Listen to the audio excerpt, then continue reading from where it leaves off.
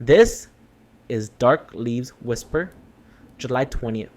The veil is thin, shadows move, spirits whisper. If you've subscribed, you're ready. If not, do it now. Hit subscribe and ring the bell. Before they find you, first, listen closely, as tonight is special. 4 stories from 4 subscribers. Story 1, The Whistle in the Shed. I am JT and I am from Minnesota. When I was about 10 or 11 years old, we lived in an old wooden house surrounded by tall trees. Behind the house stood a big shed, old, weathered, with paint peeling off and a rusty lock hanging from the door. My uncle had built it years ago to store his tools and equipment, but as time passed, no one ever used it anymore. It stood there, silent and still, like a forgotten relic. One cold autumn night, the indoor toilet broke. I had to go outside to the outhouse behind the shed. I remembered the air was crisp and the moon was hidden behind heavy clouds. As I walked toward the shed, something strange caught my attention. From inside the dark shed, I heard a faint sound, a whistle. Not a happy, playful whistle, like when someone's in a good mood. No. This whistle was slow, low, and drawn out. It sounded like someone was calling out, calling for someone else. Waiting. Patient but urgent. I froze right there. My heart raced. I wanted to run back inside, but my feet felt stuck to the ground. The whistle came again. Woo! Wee! And this time, I could almost feel it brushing against my skin, like a cold wind sliding past me. I gathered all my courage and looked toward the shed's door. No light came from inside. No movement, just the dark, empty shape. I ran back inside the house as fast as I could, my breath shaking in my chest. The next night, the whistle returned. Same time, same sound. My dad heard it too. He looked serious, eyes hard as stone. Don't go near that shed, he warned. It's not a place for the living anymore. I asked my grandma some about it later. She hesitated before answering, then said, when your aunt died, they put her things in that shed. Her favorite flute too. I never met my aunt. She died before I was born. I didn't know much about her except stories whispered quietly around the kitchen table. But now I understood why the shed felt alive. The next day, I decided to look inside. I slipped the rusty lock off and opened the door slowly. Inside, dust danced in the sunlight, streaming through cracks in the wood. Tools hung on the wall, but at the far corner, covered by an old cloth, was a flute. I reached out to touch it. Suddenly, it moved. Just a little, floating an inch above the table. The whistle began again, soft, haunting, a melody only the wind could carry. It was as if my aunt's spirit was still there, playing her song, waiting, remembering, refusing to be forgotten. I left the shed quietly and never went back after dark. But sometimes, when the wind blows just right, I still hear that whistle, calling me back. Story 2, The Signal on the Line. It all started last summer, when I moved into a small apartment near the edge of the city. The building was old but cheap, with creaky floors and walls thin enough to hear your neighbors breathe. The kind of place you don't want to live in forever, but perfect when you're just getting started. One night, after a long shift, I was scrolling through my phone, trying to relax before bed. Suddenly, my phone buzzed with a notification, a message from an unknown number. No text, just a strange series of numbers and symbols and zeros and one. I didn't get it. I thought it might be some glitch, so I ignored it. But the messages kept coming, every hour. Same pattern, same symbols. Then, one night, The power in my apartment flickered and went out. My phone died in the dark, and that's when I heard it. A faint, static like humming coming from the old landline phone sitting untouched on the wall. I hadn't even plugged it in. Curious, I picked up the receiver. Nothing but static. But then a soft whistle started, slow and low, like someone calling across an empty room. I dropped the phone, heart pounding. I tried to tell my landlord the next day, but she just laughed it off. "That place has history," she said. "Old tenants always talk about weird things, but you're probably just tired." I wasn't tired. The messages kept coming, and with each one, the whistle got louder in my dreams. One morning, I finally decoded the binary text. It spelled flute. I didn't understand why someone would send that until I found an old photo tucked behind the heating unit. It was of a woman holding a flute, staring directly into the camera, but her eyes looked sad, almost pleading. That's when I realized the whistle wasn't just noise. It was a voice trapped in time, reaching out. I still get the messages, and sometimes late at night, when the city is asleep, I swear I can hear that whistle again, calling me. Story 3, The Mirror That Wasn't There. It started about 2 months ago. I moved into a new apartment, a place I thought was perfect. Fresh paint, new floors, and plenty of natural light. But there was one thing odd about the bathroom. No mirror.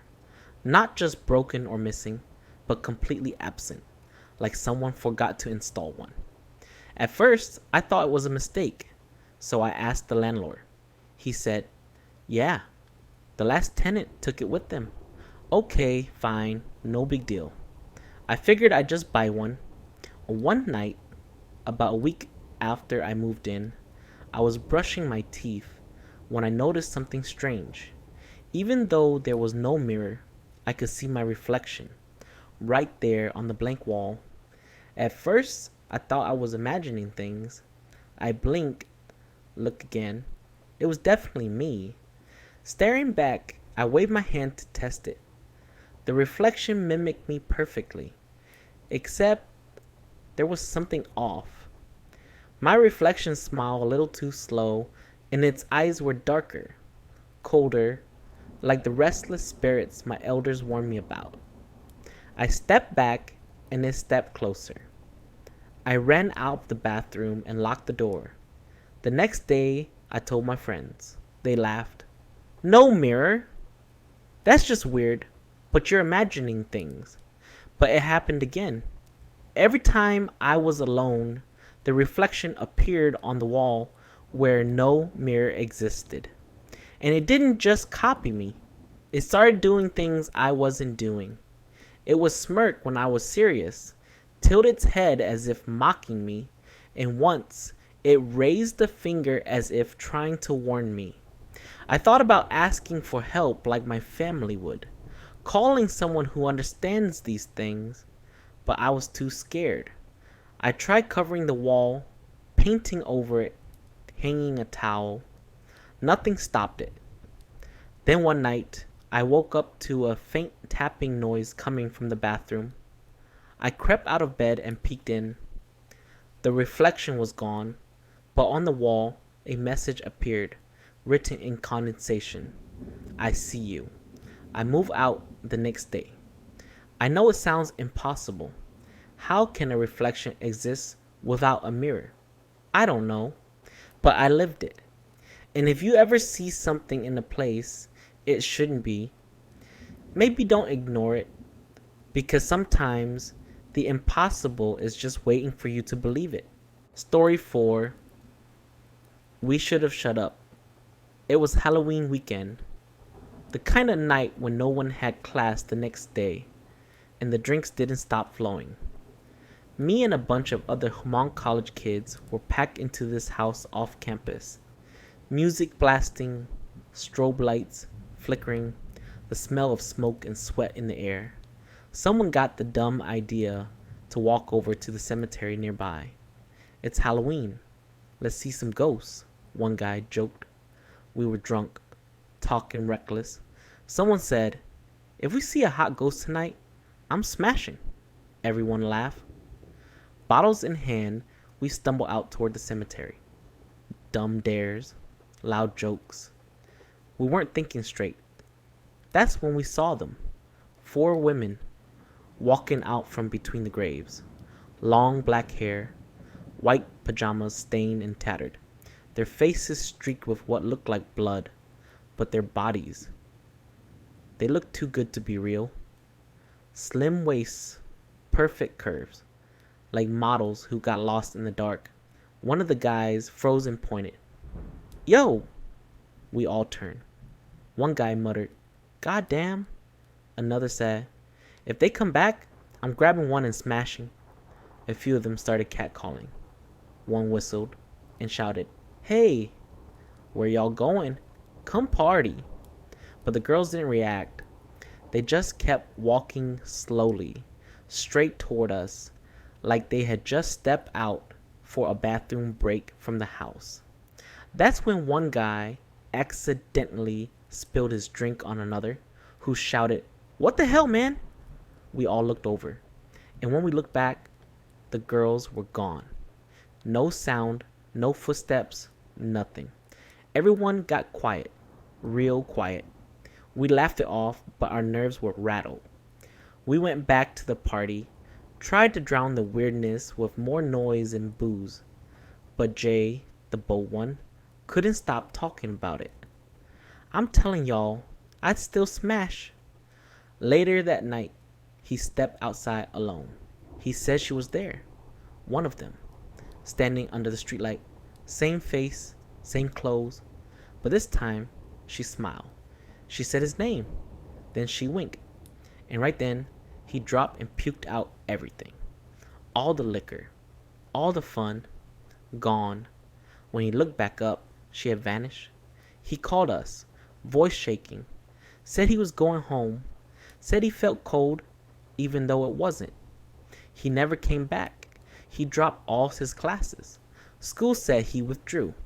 L doesn't go out anymore. He barely talks, looks pale, keeps looking over his shoulder. P got sick, really sick.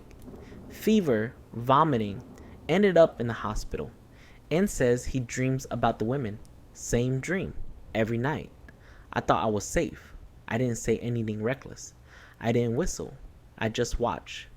But the week after the party, I saw them at a bus stop, across the street, just standing there. They waved, and then they catcalled me, whistled, mocked me. One of them whispered, hey sexy.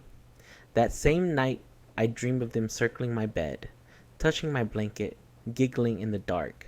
I told my parents. They didn't yell. They told me what to do.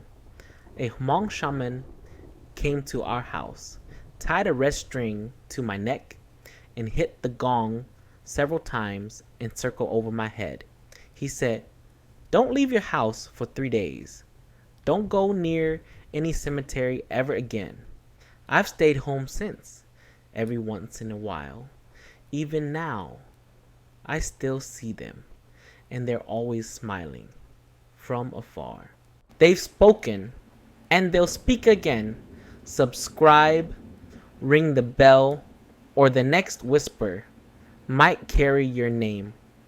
Until then, stay quiet, stay safe, and listen when dark leaves whisper.